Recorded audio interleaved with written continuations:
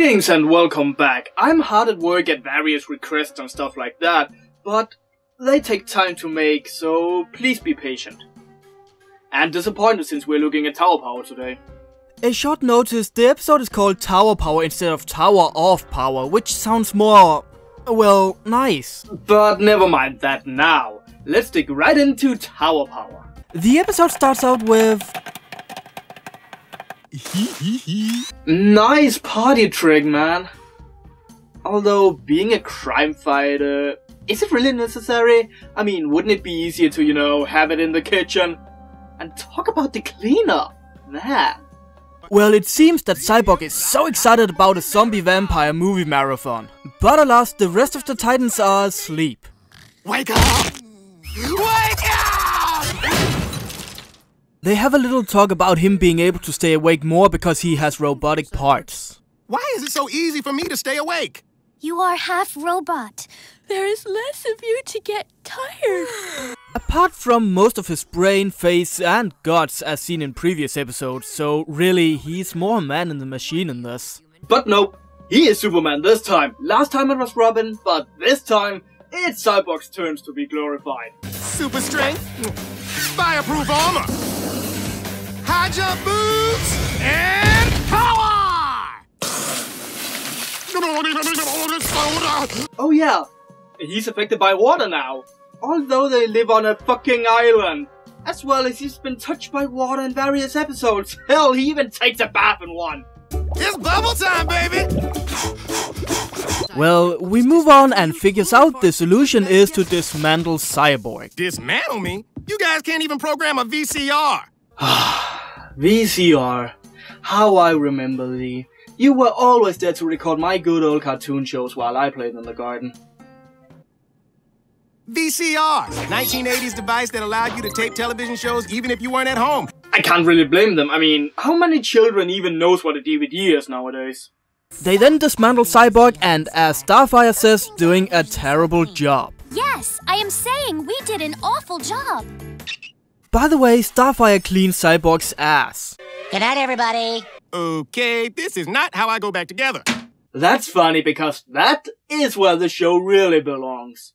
They are starting to catch up.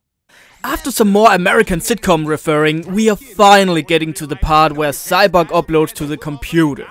If we can't put your body back together, maybe we can upload you into the tower computer. Yeah, and then you'd be completely electronic. None of that gross flesh and blood stuff going on. Yeah, because humanity is a shame, people. Actually, given the choices nowadays, I'm starting to think they're right. But this was made before the horrible choices, so shame on them for saying so. Cyborg is uploaded and is more than excited about it. Funny how Cyborg is usually missing his human parts and is in constant debate whether or not he's technically human anymore. And if we look at this show alone, then in the previous episode, he missed his goddamn kneecaps.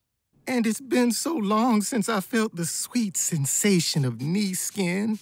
But now he's overly excited by all this power. I was excited as the Pointer Sisters! It's funny, I love these references to old stuff, but here it's just so misplaced, man. Oh, by the way, Pointer Sisters made I'm So Excited. I was not aware of that. Me! Of course Beast Boy's the one to ruin everything. Oh, what's that you say?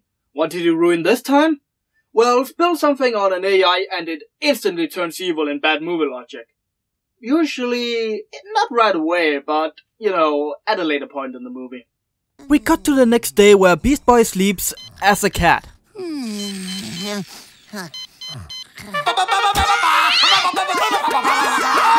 These scenes, I never understood and never will. Oh, not this show, but the fact that they need to use a horn in the background when the character tries to imitate one. It's just not necessary, man, and yet everybody fucking does it! I know he tries to imitate a horn, don't rub it in! On the other hand, viewers of this show is probably too stupid to realize it, so maybe they're right in this case. Next up is Raven trying to meditate to her iTunes playlist while handstanding on one hand. Yeah, you give a reason for that. After a short while, Cyborg comes in to make a mix of, you guessed it, Pointer Sisters and various other artists from, I guess, the 80s. Some of them even fake like the first one. We then cut to the biggest punch to your balls. Robin is in the shower singing the original theme song. When there's trouble, you know who to call. As if this show wasn't already bad enough. Now they mock us with the original song in bad edition. Thank God it's not the Japanese version they mock.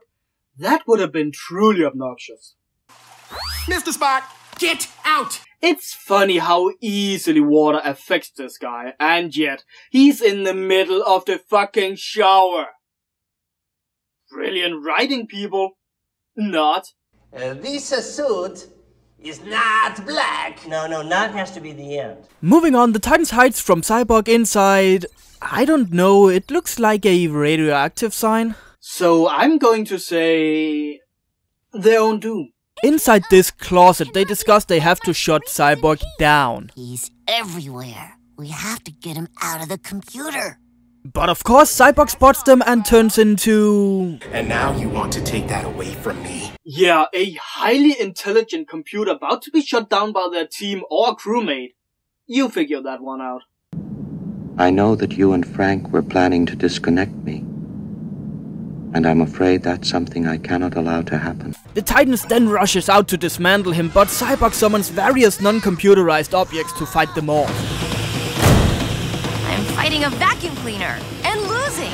This is embarrassing. No, Raven. This whole show is embarrassing. That part is pretty damn normal compared to the rest you do. Also, if they lose to a vacuum cleaner, then I guess this is the reason why they never fight villains. They would lose every time. Beast Boy fights a coffee machine. Is it bad that I'm rooting for the coffee machine since I simply love that stuff? And also, the Titans have a coffee machine? Aren't they like 8 years old or something? And also, how can a computer even operate a coffee machine to fight? It's not built for that. Starfire fights a toaster. You know what they say, all toasters toast toast. And finally, Robin fights a lamp. This creates a chain reaction that stops every machine, so now they can finally beat Cyborg, the HAL 9000 clone. I think when I lost my body, I lost a little of my humanity too. Hey, Akbar. It's a trap. Yeah, he's been on holidays. Psych. The Titans now wakes up and realizes that they are in yet another human centipede scenario. Only with hardware instead.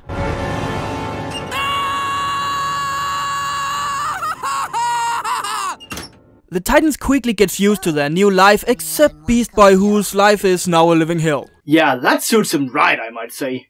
This episode is just plain stupid, and I dare you to read the wiki's continuity section. It's about Starfire's stretching face. It's lame, boring, and worst of all, incoherent. This episode is just terrible. Cyborg cannot use water since it shortens his circuits.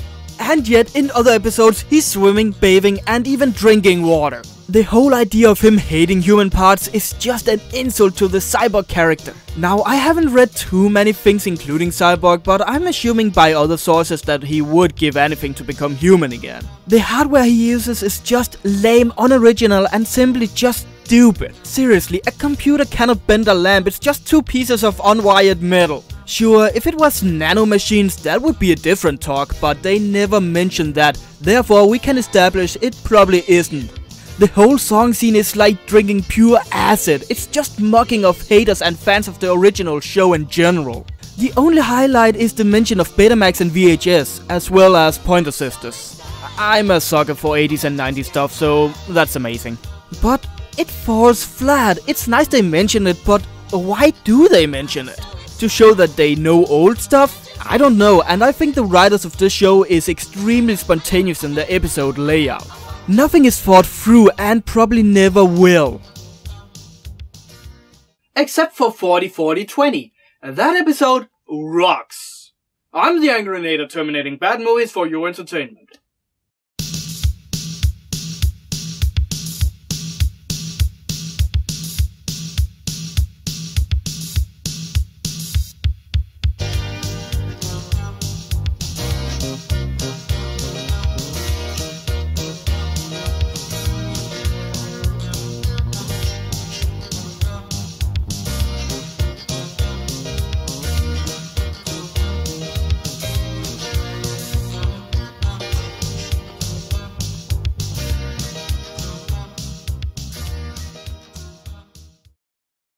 Okay, this is boring.